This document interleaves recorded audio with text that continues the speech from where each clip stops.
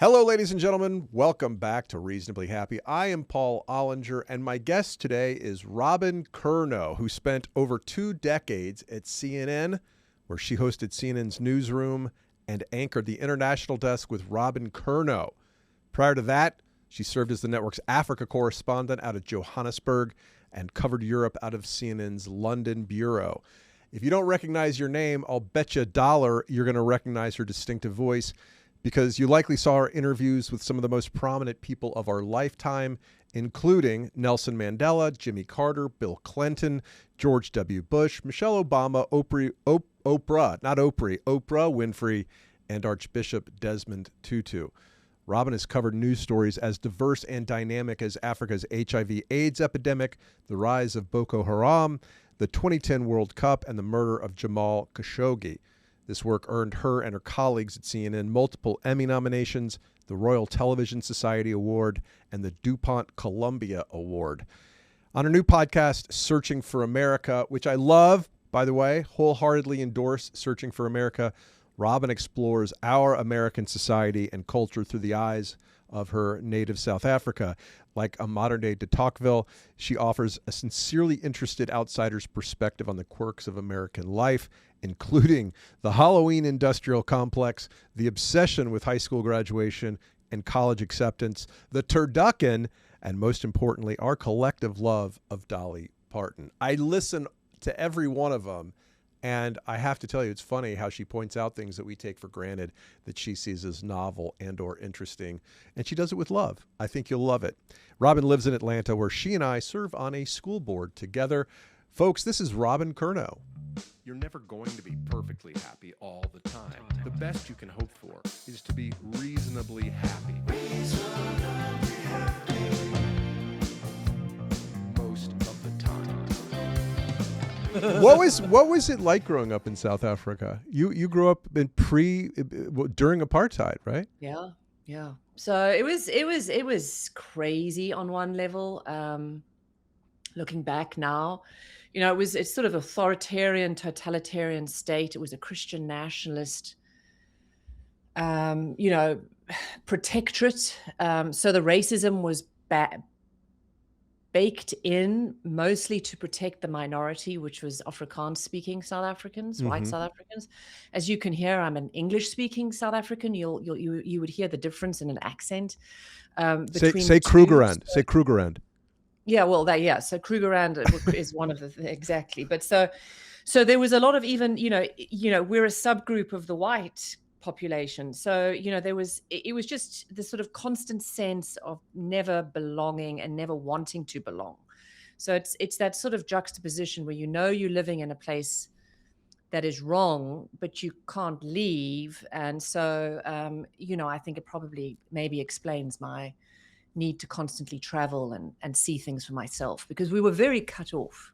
It was a lot like living in the Soviet Union. We couldn't get, there was a cultural boycott, so we didn't see a lot of movies, and it was weird. It was a very, very weird place. I read your grandparents were pretty unique people. One was a big cricketer. Is that what you say? Yeah, he was a cricketer. So my grandfather, and that's also sort of where the white South African thing comes in, is that, the politics, you hated it. It didn't sit well. You were dislocated from it. And so, I'm part of generations of white South Africans who've tried to leave. So my grandfather actually went on a cricket tour to Australia in the 1930s and loved Australia because it seemed peaceful. And so moved the family over there. But then, of course, was bored and everyone missed home, and then moved everyone back. So I think, so I was actually born in Australia. And then again, it's such a crazy but beautiful, amazing country. So you land up going back and trying to work against the system. And so there's this constant movement with my grandparents. And another set of grandparents had come out from England. So after the war. So and the other grandfather was a prisoner of war in Japan? Yeah, it was one of or in Burma.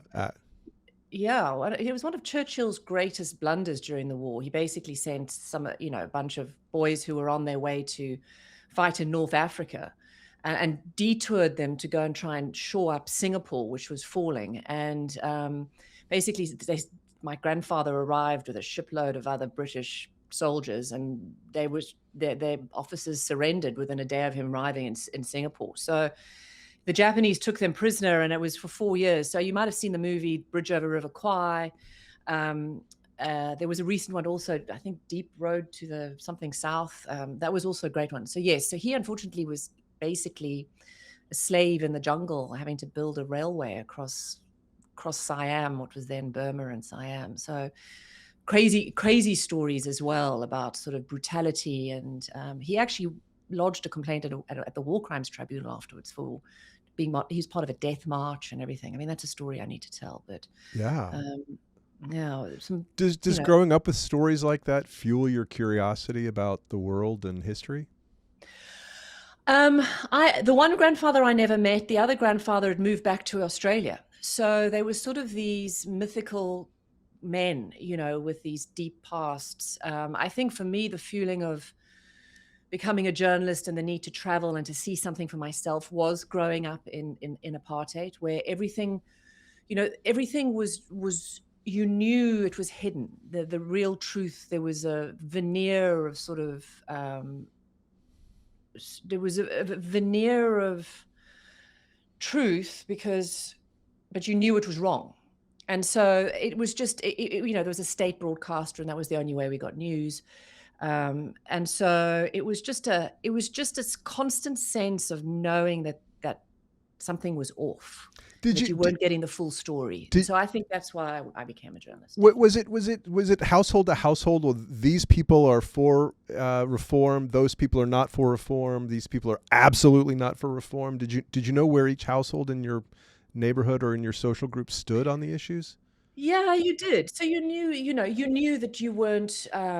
We didn't. We weren't sort of in a group of sort of rampant racists, who were backing the government at all. So you grew up in this sort of in a liberal environment in an illiberal state. Mm. And, so there was a lot of segmentation, like I said, not just with, obviously there was terrible oppression with Black groups and with anybody who had brown skin. There was racial classifications between Indians and people who were mixed race, as well as the Black tribes, such as Xhosa and Zulus, but also within the white groups as well. Yes, there were people who you knew were sort of true believers. And I mean, I just didn't know a lot of them, actually. I went to a very liberal school with Black kids. We grew up knowing this was wrong. We tried to do, Archbishop Desmond Tutu was the pastor he was the Bishop of Joburg in those days, and he used to come preach in our school chapel. Wow.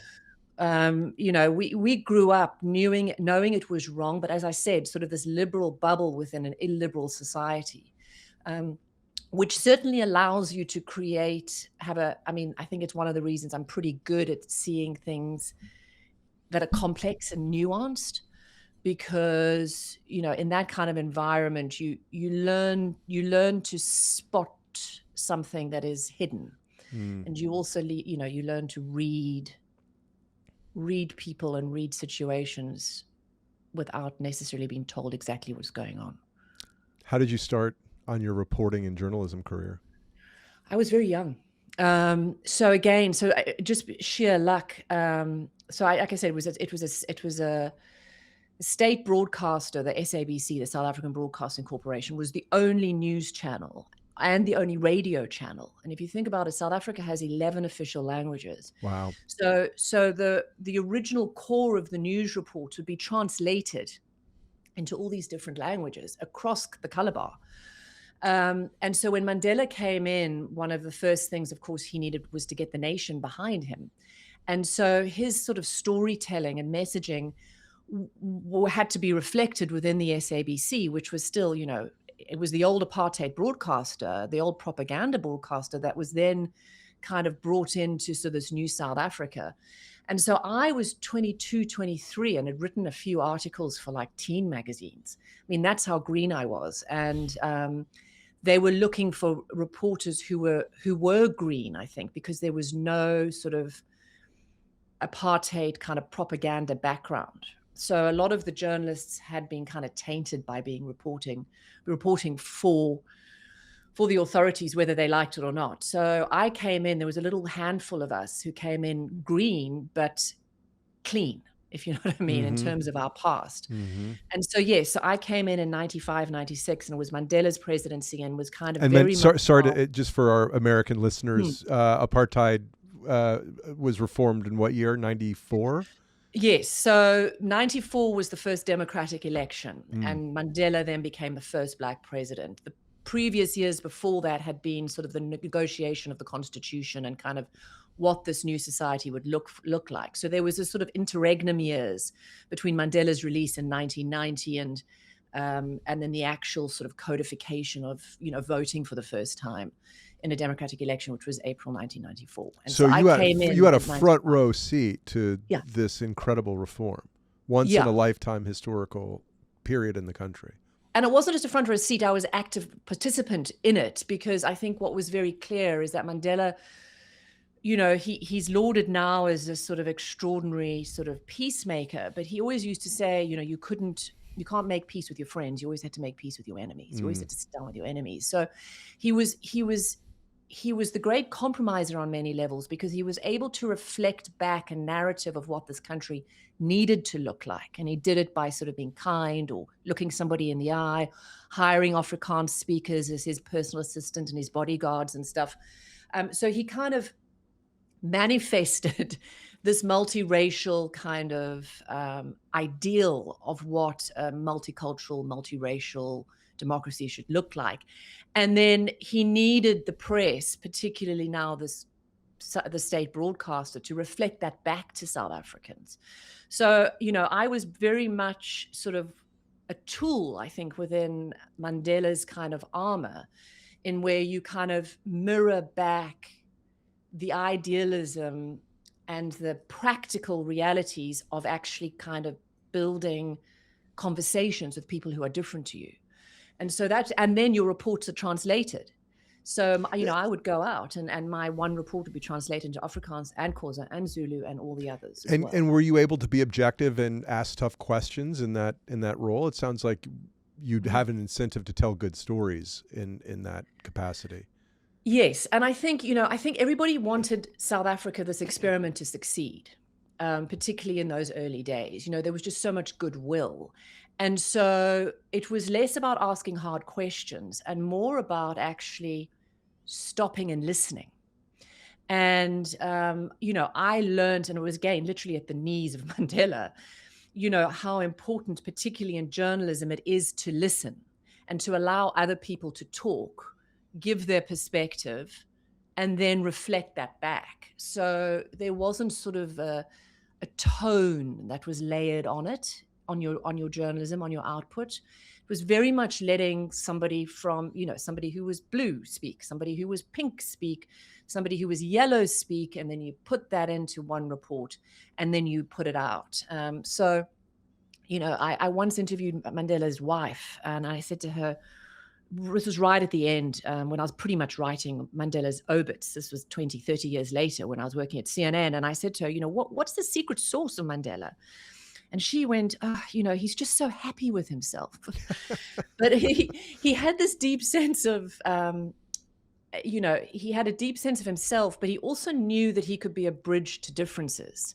And I've always used that now when I sort of think of the media now, particularly in America, how media has become sort of the creator of differences or the amplifier of differences. But in those early years working at the SABC, following Mandela's lead, it was very clear that as a journalist, one of our roles was also to be a bridge to differences, and to create that sort of link between the things that combine us and are universal, rather than amplifying constantly the things that divide us. What brought you to CNN? Well, it was the best in the world. I mean, if you're ambitious and, you want to get out and you want to travel and you want to see the world, you want to work for CNN. Particularly CNN International in those days was sort of the one besides the SABC, and then when there was one or two privatizations, I mean, it was the gold standard. CNN International just was there telling the news and big world global events. Wasn't that interested in what was happening in America. There was very much a separation of church and state for a long time between CNN International and CNN USA. It was almost two different networks.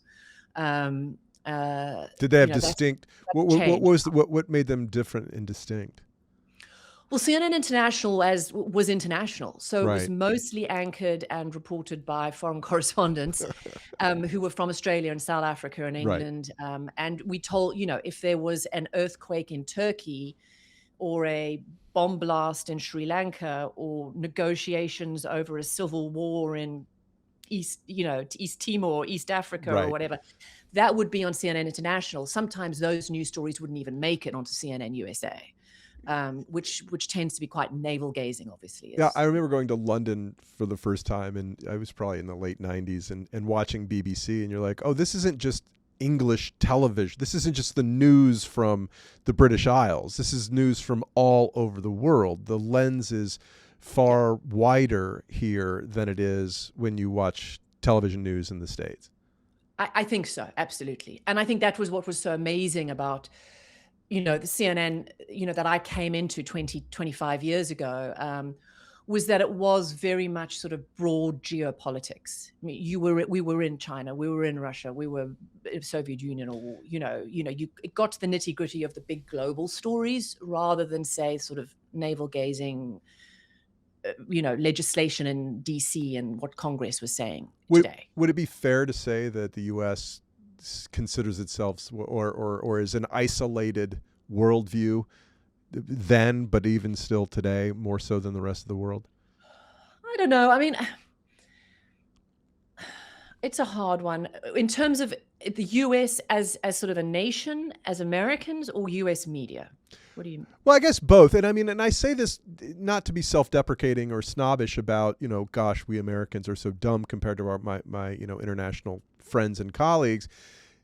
And in our defense, somebody says, well, who's the prime minister of Poland or whatever? And I go, well, I don't know. Do they know who the governor of California is? Because that's the fourth largest economy in the world, And so there's a reason why we're U.S. centric. A lot of what happens goes down here. A lot, most of the world's commerce probably goes on related to what happens in North America. So, but we aren't known, and we'll get to searching for America in a few minutes because this is definitely related. But I do think we have more of an insular approach because we're isolated by two very large oceans, more so than Europe and the continents below it. I think the UK and the continents below it. Sorry. Yeah, no, and I mean it's almost an island mentality. I mean, it's this. I think that is because it is so huge as well. I mean, there's a reason. I realized one summer I landed up going to New Mexico and New England. And I was like, this is almost like being in Mexico or England. I mean, these are two separate states. And it was just a foreign, both places were so fundamentally different between, and this is in one country. So, I'm not harsh on Americans for not being, global experts on, the capital of Uzbekistan, because I find that when I travel back home to South Africa, and I've done that a few times this year, that there's actually quite a huge level of ignorance outside about America. And there's a very sort of simplistic kind of knee-jerk anti-Americanism happening outside right now in the world. And I think a lot of it is fueled by quite a lot of ignorance about how things work here and the kind of the complexity and the depth of the American voter. But, so I wouldn't say that Americans have the unique status of being sort of ignorant, if that's what you're suggesting. We do not have a monopoly on it. We don't have a monopoly on ignorance. No, you don't. And I do find, I mean, certainly the people I hang around with here in Atlanta are great travelers. I was chatting to someone who's going off to Egypt next month, and somebody else just got back from a biking trip through Croatia. I mean, I think if you can, many Americans do travel well. Mm. You had 2 children while you were the Africa correspondent for CNN. If your Wikipedia is to be believed anyway, how did you pull that off? I don't know. I still don't know how I did it. Because I wasn't, yeah, I was pregnant, feeding and raising 2 small little girls while I was at the Africa correspondent. I And your think, husband's a producer. He was also very busy well, exactly, yeah. globe-trotting as well. He was CNN's Africa bureau chief. So we were kind of like a little caravan. And it was, I think the fact that my husband and I worked together, and I think it was also because I was at home. So technically I did have a support system there, and I just, you do what you can and you muddle through it. My girls are very well traveled. They'd come on assignment with us. They're interesting, which, that's what you hope for children. But no, I think I was also lucky because a good chunk of that time was Mandela was dying, and Oscar Pistorius, if you remember, the Olympian, had shot dead his girlfriend. Oh yeah. And so that was the lead story for a good 18 months on international networks. And I knew him. And so sort of access to that story, but it was very much. How'd you know him? Because I'd profiled him. I knew him very well, actually. I'd considered him a friend because I'd profiled this para-Olympian who then ran in the able-bodied Olympics, and I'd profiled him 6 years before because he was just such an extraordinary story. The sort of scrappy, he was almost a symbol of the new South Africa. The sort of amazing can-do attitude, this ability to run with no legs, in the able-bodied Olympics, and then for him to sort of catastrophically, fall like Icarus, flying too close to the sun, 3 months after the Olympics was a hell of a story. So a lot of that time I was structured within the court cases of that, and then the sort of waiting, constantly providing updates on Mandela's health. So I was lucky I wasn't sort of rushing off to Mali or, somewhere crazy all the time, although there were a few of those cases. So in the introduction, I listed not all the luminaries, but just some of the highlights: Mandela, George W. Bush, Jimmy Carter, Oprah Winfrey. Who of these were the most intimidating to talk to, if any? I think Mandela was intimidating because he had such a mask, even though he had, you knew you couldn't get much from him. 27 years in prison, get you to, he gave so much, but also hid so much. And he was just such an icon, and, he was intimidating on that level. The others, I'm not particularly starstruck. And I think that's helpful. You're doing a good job of maintaining your cool right now. I know it's very intimidating, Robyn, to be on camera with you're this world famous comedian, and I'm trying my hardest to give you my A game here. Keep going. You're doing great. You're doing great. Thank you. No, I think George Bush surprised me. How so? I met him under a tree in Africa, in Livingstone in Zambia, and it was about a year after he had retired, I suppose, what you could call it, and Obama was newly president, and W was just a genuinely nice guy. I wouldn't really agree with his politics or some of the decisions, particularly Iraq, which I had covered, but he was incredibly authentic, and I was fascinated by how he was comfortable with the sort of post-presidency, that sort of being the most powerful man in the world, and then sort of that sense of him still having purpose afterwards. I found that fascinating. We chatted for quite a long time after the interview. The interview was, whatever the news was of the day, and I had Jeff Zucker's checklist, and I did what I needed to do as a reporter, but. Right, yeah. But talking with George Bush afterwards, we must have yacked for about an hour. And I'd asked him about his painting, which he had just started doing. And it was fascinating to me then and now, seeing some of these paintings. His extraordinary ability to reinvent yourself. He was painting service members, is that right? He's painted service. Yeah, I painted wounded veterans, and he's painted America's sort of most successful immigrants. And if you look at the portraits of these these portraits. I mean, they're extraordinary, expressive, fauvist kind of color, soulful pieces of art, which are expressionistic and kind of fabulous. I always took those, the veteran paintings as sort of an apology for the Iraq War. Am I reading too much into that?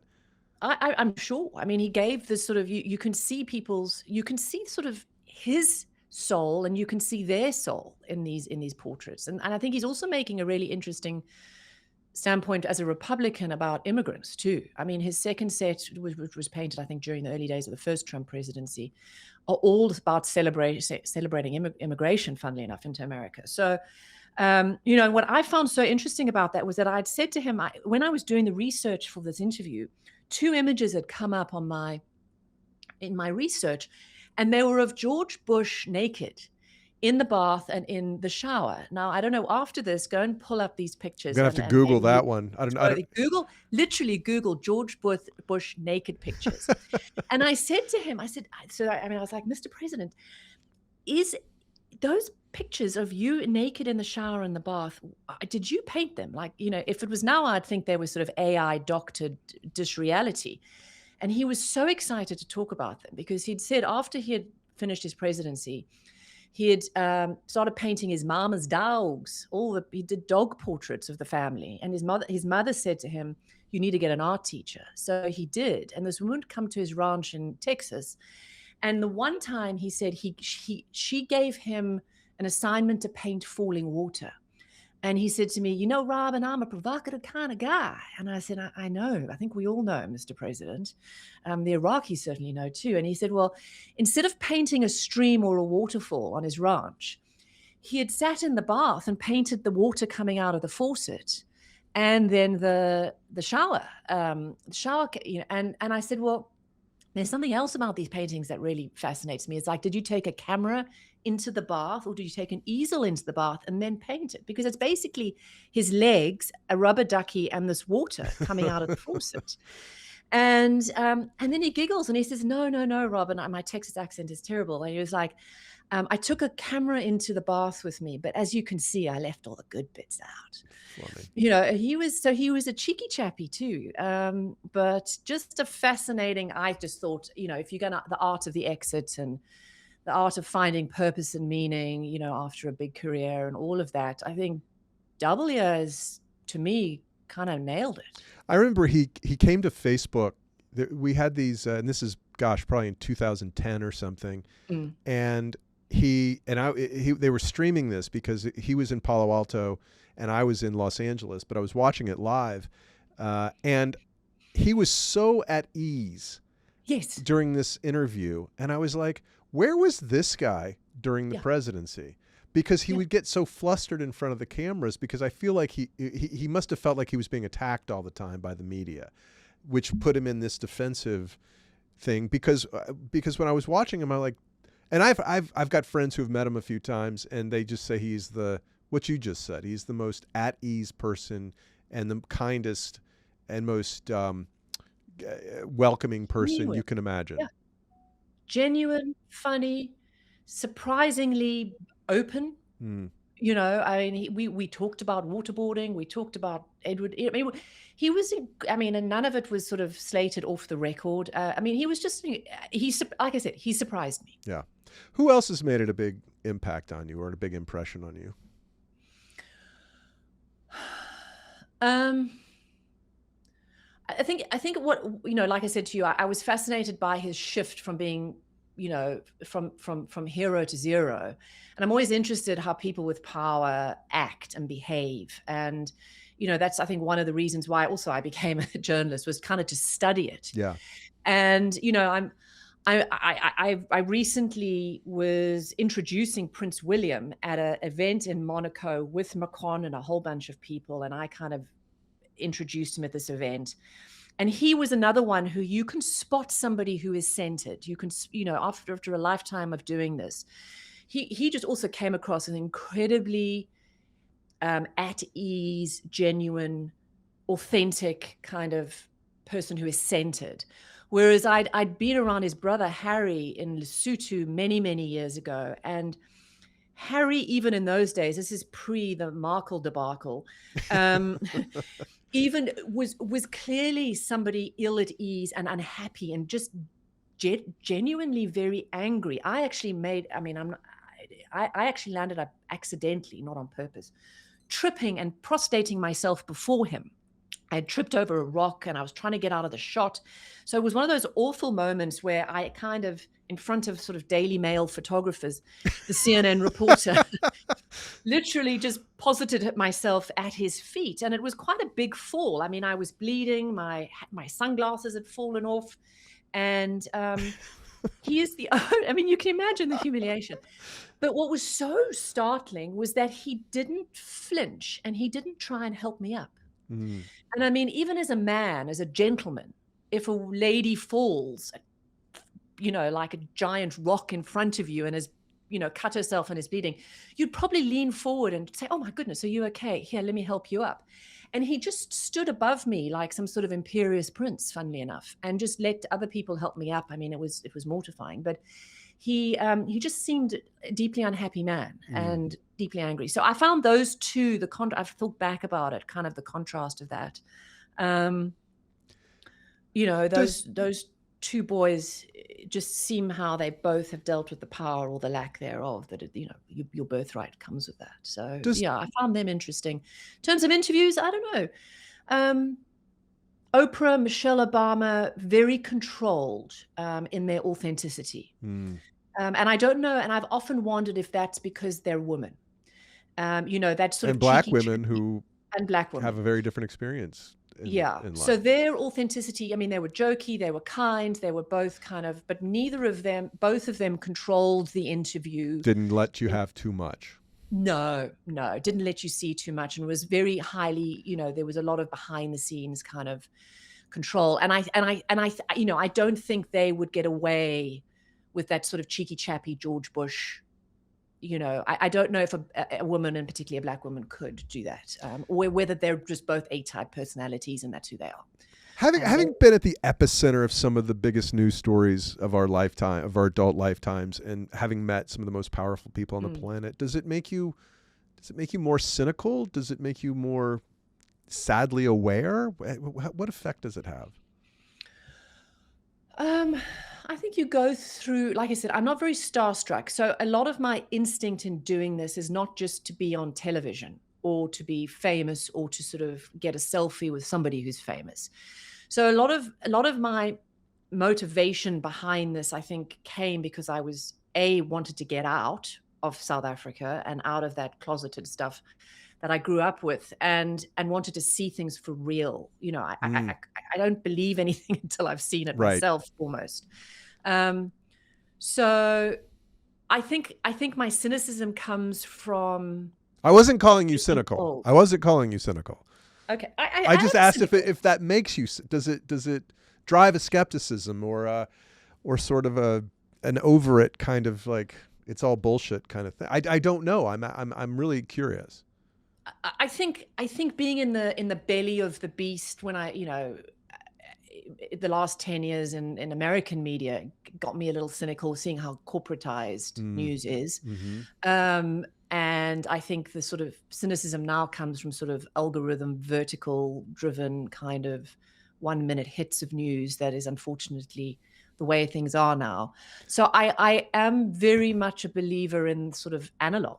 And that sort of analog thinking and analog critiquing and the listening. So I kind of have, my cynicism is less about the events and more how they're packaged these days. But in terms of being there and, whether it's Fidel Castro's funeral in Havana or whether it's Pope John Paul's funeral in the Vatican, I was there, I saw all of this stuff. I am a big fan of sort of, I don't know, big personalities. And I think history also just, I don't know. I like, both of those men, say John Paul II and Fidel, were both very complicated, nuanced human beings. And I think it'd be interesting to see how they would have dealt with a digital world. Sure. Yeah. Did you ever feel, CNN in the last 10 years anyway has had the reputation of being left-leaning and sort of maybe not covering things quite as objectively on the right. Did you ever see or feel that when you were at the network? I have a non-disclosure Oh, agreement. But so no, it wasn't like there was rampant sort of well, I guess fiddling and how, maneuvering of ideas and shifting. sometimes It wasn't it's malevolent. well, let me ask a different question. How do you feel about the objectivity of media in general, of legacy media, and not necessarily today, but like over the last couple of presidential terms? So that, I mean, and listen, I'm not answering the question, because I think there has been a terrible set of self-inflicted wounds Yes. by legacy media in the last 10 years or so. A lot of this is just, I think, the nature of the fragmenting of the world in the last 10, 15 years, and sort of being hit, like a freight train by the digitization of an industry and a business model that doesn't quite know what to do. So I think a lot of it comes from that. Some of it is just, as I said, self-inflicted. And we're sitting in a position now where I don't know whether that can be reeled back. And I think Trump certainly supercharged it. I don't think Trump is the reason behind this sort of binary kind of zero-sum, black and white, partisan reporting that we see now, but he certainly knew how to play it well. Oh, yeah. And I think he's a master at that. I mean, whether you like his policies or not, I mean, he's a very instinctive politician and a very shrewd manipulator of a digital media landscape that he's used even, very effectively for himself and his party, and obviously for his whole movement. But the sort of the creation of hills on which to die by both the left and the right, and the sort of digging down on these more smaller points without really charting the nuances and the bigger patterns of how society and the world is changing in the last 15 years has created this sort of very myopic, very insular, very stubborn landscape where, unfortunately, a lot of the media houses, whether it's CNN, MSNBC, Fox, or the others, and some of the newspapers, have got stuck on a position, and I don't know how, and they just sort of digging their heels in and digging deeper and deeper without looking at the bigger picture. Because they're captured by their audience. They have to keep giving their base the red meat of whatever flavor they have taught them to become accustomed to. Yeah, I mean, I call it angertainment, and I think I've discussed this with you. So it's sort of new. It's sort of rage baiting or angertainment, cosplaying as news sometimes. Mm-hmm. So anger and rage and fear are clickbait material. So the more you make somebody fearful, the more you make someone angry, the more they engage. The more engagement you get, the more advertising you get. Sure. So it is sort of a doom loop of both money and content, and then the unfortunate sort of loser in all of this is that the nuance of a story or the nuance of a situation gets lost. There's a real human bias toward the present, recency, to think that what we're going through today is unique and more stressful than any other time in history. And of course I try to check myself and say I can't imagine dinner tables were less contentious during Vietnam in America than they are today. You went through one of the most contentious societal changes in modern history. Does having lived through that give you perspective as we'll get through this? Yeah. This is just the most recent version of the same old human conflict that we've always had. Yes. And I think that's, and I think that's why and I said to my kids, and I think particularly in an AI digital world, having our kids study history and history of art, just to get a sense of perspective that, stuff was pretty rotten when, go back a century, go back 3 centuries, go back 30 years. There, the way the world was shifting in the late 1980s and what happened in 89, just the way everything changed then.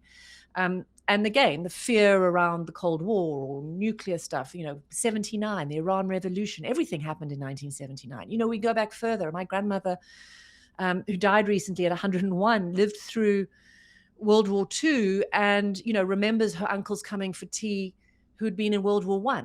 Yeah. And so, I think having a nuanced version of like, also particularly these leaders are what they are. But if we kind of cut off our neighbors and cut off our, the people who, the parents at school or, the dude down the road because he has a different political opinion, it isn't helpful. And, I constantly am reminded about, Mandela's example of being a bridge to differences, that you can still build these commonalities, even with people who disagree with you politically. And so, you've got to constantly look out for the universality in somebody else's life rather than looking for the thing that divides you. And I know it's hard, but I think it's easier to just sort of write off. I mean, when I travel outside of America, just write off Americans as dumb and stupid and ignorant and fat, and loud. And that's kind of what I'm hearing. Oh God, Trump, he's a demagogue, narcissist, and all the people who voted for him are horrifying examples of stupid people. This is what people are saying about Americans. And I think it's just so wrong to sort of, sort of dismiss an entire continent just by the fact that you don't like kind of the perspective of the leader who, yes, maybe most of us don't agree with a lot of the things he does, but he's not, it's not everything. Well, having lived in both red states and blue states for half my adult life, which isn't quite as, an outsider's perspective as the one you bring to the table, it is interesting when I moved from Los Angeles after 8 years back to Atlanta, how you go, oh, I realize I've been surrounded by a lot of people that all come from the same place. Yeah. And then to move from Atlanta back to New York City, as we did 18 months ago, you go, oh.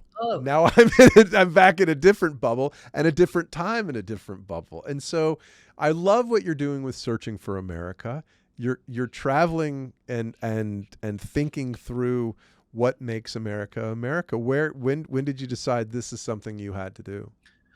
Well, I think it's literally these conversations I'm having with you and I've been having with other people, was just trying to sort of bring my outsider looking in and my insider looking out perspective.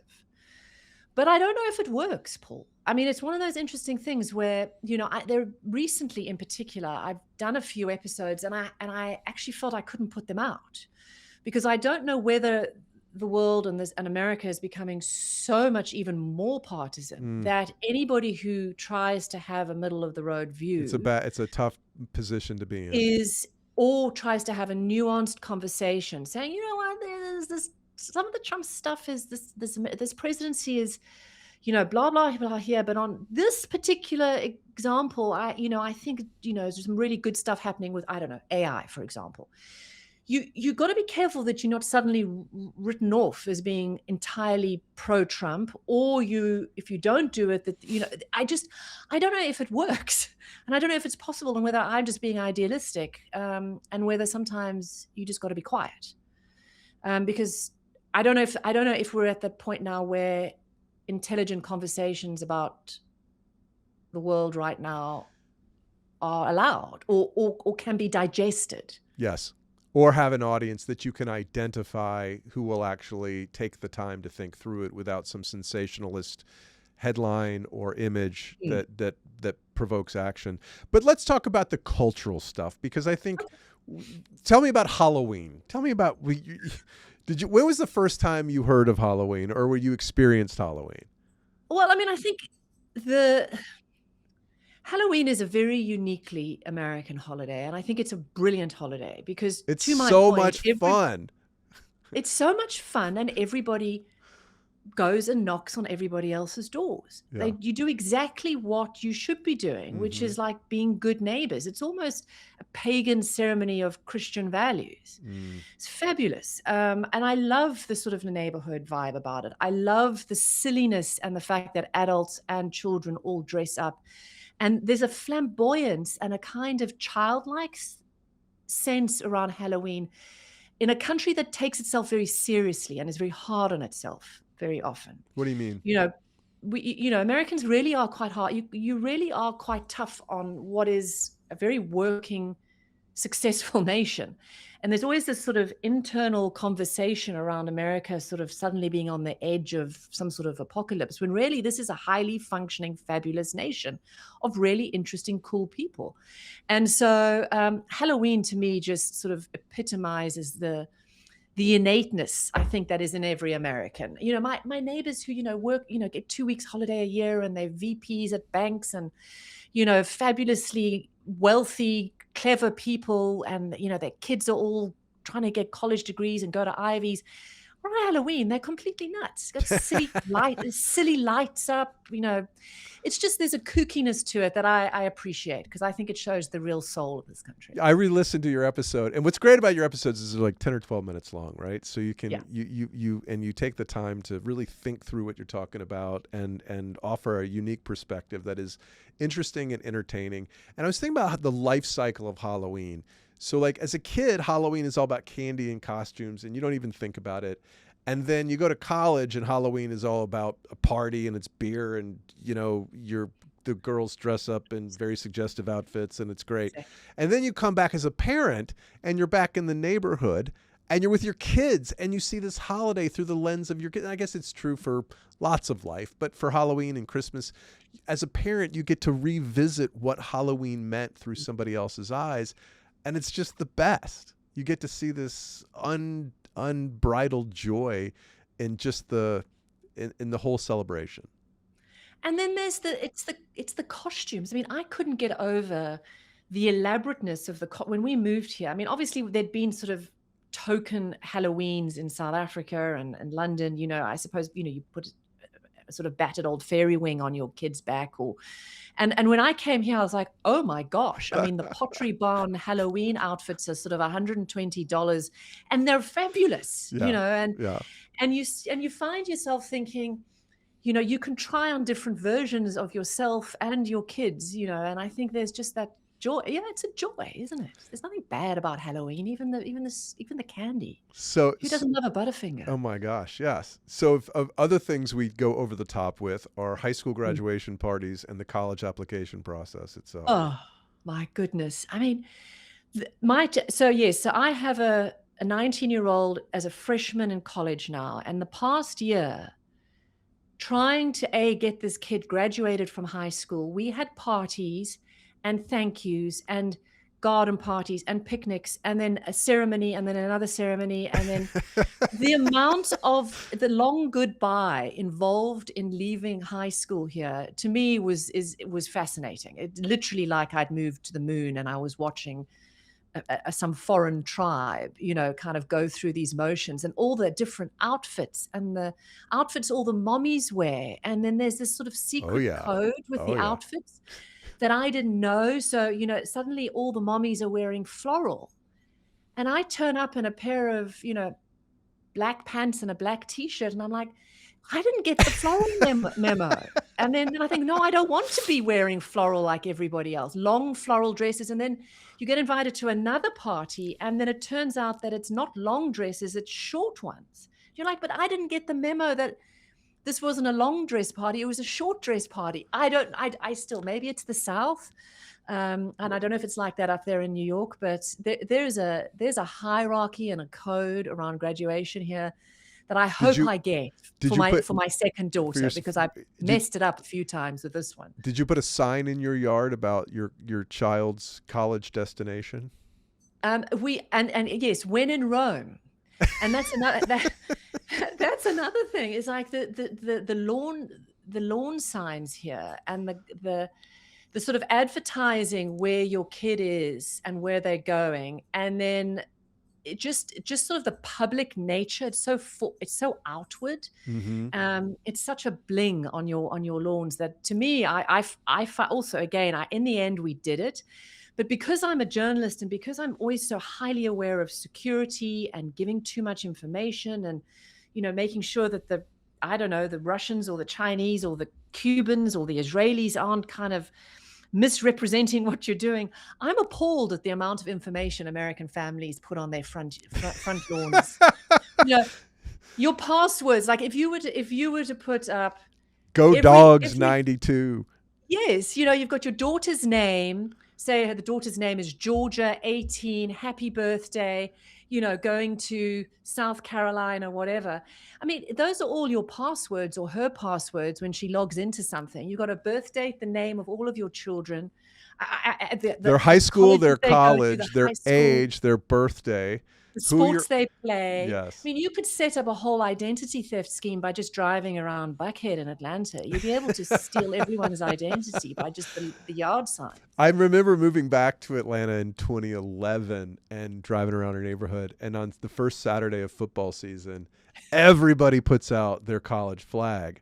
Yeah. And it was like, oh, yeah, I forgot about it. Maybe it wasn't a thing in the neighborhood where we grew up, or there wasn't the dads didn't spend the extra $8 on a UGA flag, but it was like, oh, okay, we represent. We show out our tribe on college football Saturdays. That's huge, and that's taken me a while to figure out as well, because unlike many countries, South Africa obviously has this great rugby team.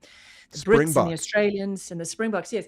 America doesn't have a national team. I mean, there's one thing with sport here is that there's no national team except at the Olympics. And the World Cup. And the World Cup, exactly. So I think the sort of whether you support the Dogs or Clemson or whoever becomes this sort of a big thing in someone's life. It's wonderful to see. I just also can't watch football. It's so slow. College football more exciting than pro football, in my opinion, and pro football much bigger up here than well, relatively speaking, than it is in the South. Tell me about your fascination with Dolly Parton. So Dolly Parton probably wouldn't admit this, but she came to South Africa in the bad old days in apartheid. And there was this place called Sun City, which was just outside. Ain't gonna play Sun City. Yes, we ain't gonna play Sun City. So all these stars would come and play Sun City, and of course, because we were cut off and had absolutely no cultural, justifiably so, there was a cultural boycott along with everything else.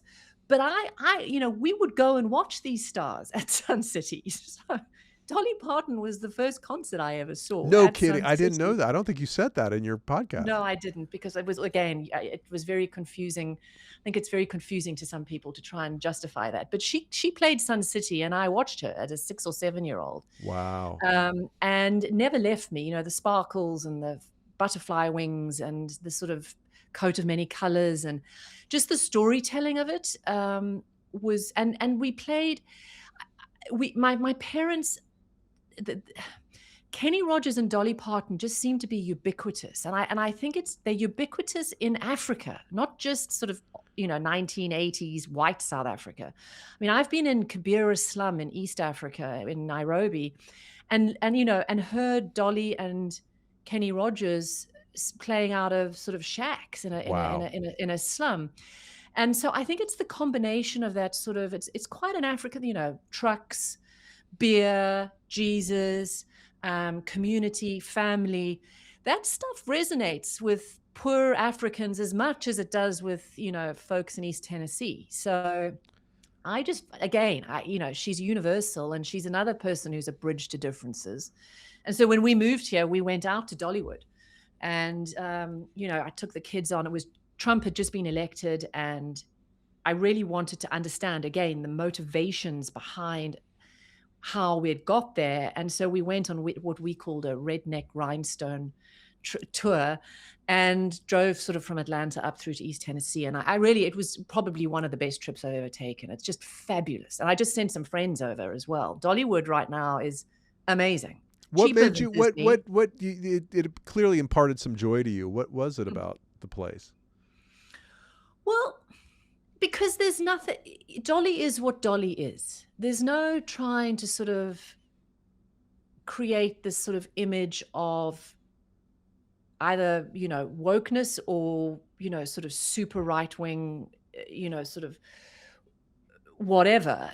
She's very authentic. It's very Southern, it's very East Tennessee, it's very rooted in her roots. Mm-hmm. And I found that wonderful, because I think so many people, not just Americans, there's always this sort of veneer of putting, a better version of yourself out there. Whereas Dolly just seems to be able to really lean into kind of the messiness of her past, and the messiness of East Tennessee, and kind of this sort of very, very hopeful lyrics around family.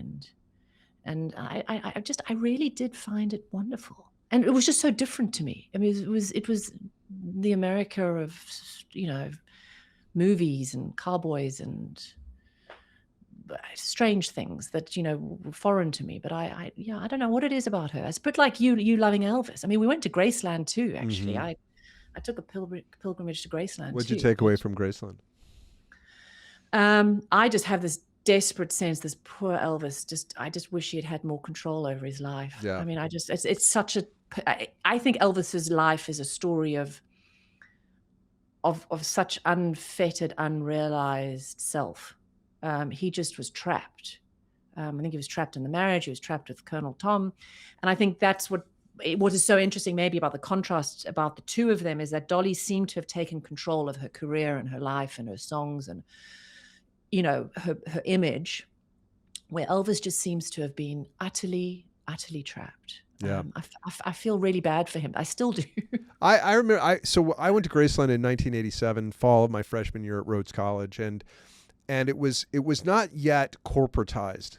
Elvis Presley Enterprises, I don't believe, came along. And it was, there was no uniformity to the, and by which I mean one owner of the stores across the street of Graceland. You bought a ticket, you took the bus or walked up the driveway or whatever. And I just remember that Elvis, my first impression was Elvis was just a very loving, innocent kid. Yes. Who loved his mother.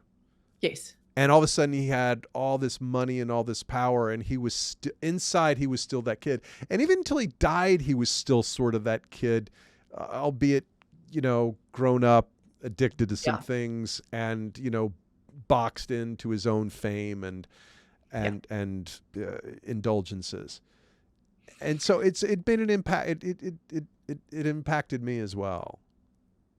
I think, and that is the first thing when you walk into Graceland, is you see his mama's room. It's and his still 18-foot couch in his living room, so all his relatives could sit down while they were visiting on a Sunday afternoon. And it was very formal. I mean, in typical Southern style, everything was monogrammed. Mm-hmm. And so there was this sort of, you could see as this boy who had made good from Tupelo, and he had suddenly got this antebellum house, which was actually quite small as well. It's not. Graceland's not big. No, People misunderstand. It's small. Yeah. It's actually quite modest, funnily enough, I found. All right. I need to let you go. But before we do, tell me where you find yourself happiest these days. I'm always happy on the road, which is something to say. I was driving recently in the back roads of South Africa by myself, with some country music on. And that sort of traveling between one place and another, leaving something and going towards something, that interregnum, that place between, I'm always happiest there, which probably is not great, because I hopefully find somewhere where I'm, but for the moment, Atlanta's home, and I love being in America.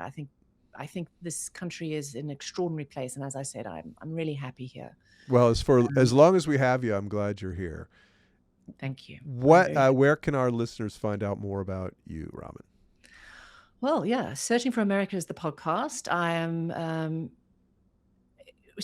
finding out still trying to figure out how to articulate what America is, and that search, like I said, it's a little bit being on the road with me. A lot of it stop-start and kind of deviations and half side quests here and there. But I find great joy in trying to understand a place that is home. So I hope you can find me there in Searching for America.